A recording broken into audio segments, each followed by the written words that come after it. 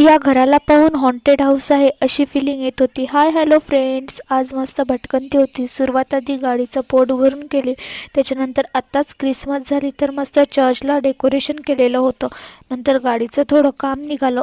ते दादा चेक करत होते काय प्रॉब्लेम आहे तर, पण काम काही झालं नाही कारण उशीर झाला होता आणि ते बोलले की रात्रीचं आम्ही काम करत नाही, त्याच्यामुळे ते राहिलंच. नंतर मग जॅकेट वगैरे घ्यायचं होतं, ते घ्यायला गेले पण रेट खूप जास्त सांगत होते. नंतर मग स्ट्रीट शॉपिंगसाठी गेले, चप्पल वगैरे बघितली आणि फक्त 150मध्ये होते. खूप छान कलेक्शन होते, ट्राय केले आणि फायनली एक घेतली.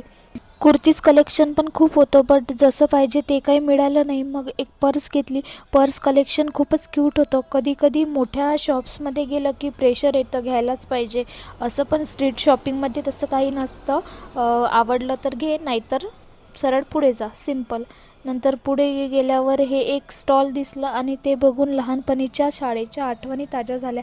शाळेच्या बाहेर ह्या सर्व गोष्टी भेटत होत्या आणि कोणी कोणी ह्या खाल्ल्या आहे हे मला नक्की कमेंटमध्ये सांगा. मी तर खूप खाल्लं आहे. आम्ही तर शाळा सुटली की पहिला हे असं काहीतरी खायला जायचं आणि खरंच लहानपणीच्या आठवणीच वेगळ्या होत्या. त्याच्यानंतर इयरिंग्सचे कलेक्शन वगैरे बघितले, खूप छान होते. 10 रुपीजमध्ये छान कलेक्शन होते. मग 4-5 डेली यूजसाठी इयरिंग्स वगैरे घेतली आणि त्याच्यानंतर पेटपूजा करायला गेलो, कारण एवढं फिरून फिरून खूप भूक लागली होती. आणि कोणी कोणी माझ्यासारखं फूडी आहे नक्की सांगा. माझं तर रोज बाहेरचं काही खाल्ल्याशिवाय मनच भरत नाही. तुमचं पण असंच आहे का? आणि तुम्हाला आजचा ब्लॉग कसा वाटला मला नक्की सांगा. आवडला तर चॅनलला लाईक, शेअर, सबस्क्राईब करायला